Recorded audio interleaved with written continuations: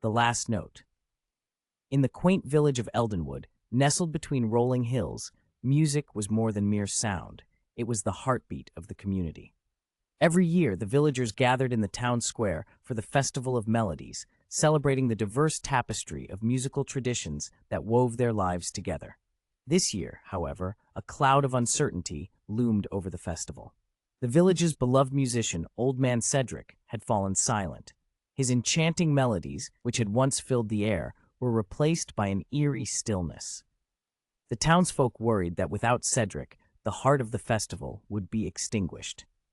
Determined to revive the spirit of music, a young girl named Elara took it upon herself to bring Cedric back to life through sound. She spent countless hours at his doorstep, playing her violin, pouring her heart into each note.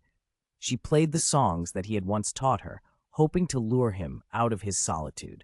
One fateful evening, as the sun dipped below the horizon, Elara's music floated through Cedric's window.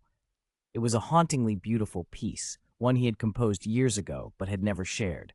The familiar strains tugged at his heart, awakening memories long forgotten. Moved by her determination, Cedric emerged, his eyes glistening with tears. Together they played, their melodies intertwining like vines climbing toward the sky.